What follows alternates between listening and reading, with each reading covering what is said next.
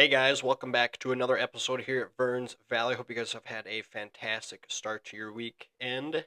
For some of you, I'm sure a lot of you, today is Friday. Yesterday was Friday for me, which is great. I'll go back to work till Monday. It's going to be awesome. So we got a chance for some severe thunderstorms tomorrow during 4th of July. So we'll go over that in this episode. I know a lot of you will be out the lake, will be up north, Wisconsin, wherever you are. I know you'll be enjoying this beautiful 4th of July weekend. So definitely been a sticky one here, and as you can see, I kind of just accidentally fast forward through everything. So that's a little gimme, a little treat, a little appetizer to kind of show you what's gonna unfold through tomorrow, and then Saturday. Like I said, it's kind of a washout. So we're using HRRR again. This is pretty accurate. It's been pretty spot on for the year of 2025. So we got some spotty showers tonight, just over by Rochester by 10 o'clock, and those will move out to the southeast, kind of scatter over Wisconsin, central Wisconsin, up by Duluth, and then these storms kind of just hang out all morning. So as you can see, this line kind of just continues to grow. This is kind of your warm front here, kind of advancing off to the northwest. You have always convection along those in the morning. So everything kind of clears out, and then as you can see here by 1 o'clock uh, tomorrow afternoon, some storms kind of bubble up. So as you can see here along the Minnesota-Canadian border, will be rumbling, that is for sure, up by the Baudette area, Lake of the Woods. For any of you up there on the Rainy River, it will be a bumpy afternoon tomorrow. So we have a small chance of tornadoes up here with some hail and wind. As you can see here, these are just some pretty discrete cells by 3 o'clock. And then as you can see here, they kind of just form into this big bow line. But definitely got to keep an eye on these southern storms right here with the most tornado potential. And then the wind and hail will be out ahead of this bowing line, or an MCS, mesoscale convective system, some people call that. But pretty much by 6 p.m., as you can see here, 6, 7 o'clock, this line just absolutely explodes up in northern Minnesota. So as you see here by Grand Forks, north of Bemidji, so upper Red Lake, over there, you guys will be getting some pretty good storms. So that's by 7 o'clock, right? That's right before sunset, and a lot of you will be lighting a lot of fireworks off tomorrow night. So this is right at 9 p.m. Now this is forecasted. Things will change, but like I said before, HRRR has been pretty spot on this year. So again, take it with a grain of salt. We weather people are always wrong. So I will admit that right now. So 9 o'clock, you have some spotty showers. These might have a little tornado potential up by Fargo, Bemidji, Thief River Falls area, and then just little spotty ones over here by like Mille Lacs. I know Mille Lacs is probably like right here, but let's see here. So by 11 o'clock, let's see here, right at 10, we'll put that. This is fireworks time, right? Pretty good chunk of the state is clear. We won't have to worry about that lighting fireworks off tomorrow night. So Litchfield, everywhere, as you can see, pretty much no showers. So that's great for any of you worried about tomorrow night lighting fireworks off. It will be sticky though. So storms will eventually roll in through the state around 2 a.m. So any of you still up drinking tomorrow night around that time, might see some thunderstorms, some lightning. These have little potential to be severe, maybe some wind and hail, but nothing too crazy on the severe side. But probably some good lightning and thunder. But this is by 10 a.m. Saturday morning. Pretty much showers all morning. So this is 6 a.m. Saturday, 10 a.m. And then by 1 p.m. we start to have a little bit more bubblers. So these might be more, I wouldn't say more severe. There is a marginal risk for storms. We'll just hop right into that. So day 1 is today, Thursday.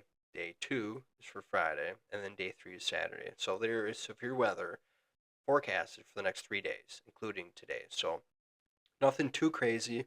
The more tornado threat for tomorrow, we'll just jump right into this real quick, is up in northern Minnesota. So we'll just see if we put some cities up there. So by Grand Forks, Fargo, definitely with those isolated bubblers like we were showing tomorrow afternoon, you got to be aware with a small tornado risk tomorrow. So a little bit of wind for the whole state with that line moving through in the overnight hours tomorrow night, and then that hail threat is pretty much up north along with that tornado threat. So, and then tomorrow we can jump in tomorrow, or excuse me, Saturday, not tomorrow. We just went over tomorrow. So this is for Saturday. Just a little bit marginal risk, probably as of right now. Nothing too crazy. Probably some hail wind, maybe a small tornado threat as those storms start to bubble up in the afternoon Saturday. But we maybe might have to do an update for Saturday. So kind of keep you guys in the loop. But real quick, we'll hop back over here. We'll show you the dew points because it is humid as shit out, right? Go outside and you're like, oh my God, let's just turn around and go back inside. So 8 p.m., dew points are well in 75s, does not feel great, right? So then in the overnight hours, not really much of a break unless you're up in northeastern Minnesota, Duluth, as you can see here by 2 a.m. Look at that dry air. I bet up there will be beautiful camping this weekend. Those folks will enjoy that along the North Shore. But as you can see here by 9 a.m., those dew points already start to climb back into the lower 70s. And then look at here, Friday, 3 p.m., 73 dew points. As you can see here, you just got to keep an eye on this more moisture corridor up here, right? 67, not nearly as humid as it is in Fargo, right? So more moisture wherever that is at, you got to keep an eye on that. So those storms will pop up right in here as we were seeing by this time. So as you can see here, we'll take a atmospheric sounding just up in Canada here and just see what the atmosphere. Holy smokes! Someone's going to get smoked tomorrow afternoon by 5 o'clock. That is an absolute beautiful sounding. If you guys don't know how to read these, this wind barb right here is all you need to really look at. The winds at the surface start at southeast, and then as you go higher up in the atmosphere, they transition to the southwest. My apologies for Rue. Seems like every time we do a weather recording, she loves to. Oh!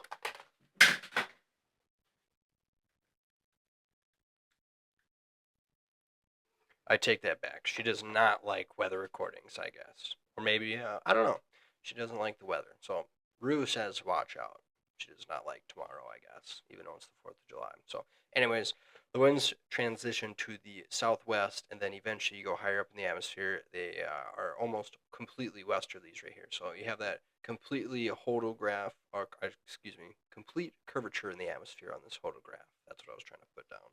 So up in the Canadian border, right here, along Minnesota Canadian border right here. I'd definitely keep an eye on that. It's probably like the Ely area. I think the International Falls is more like right here.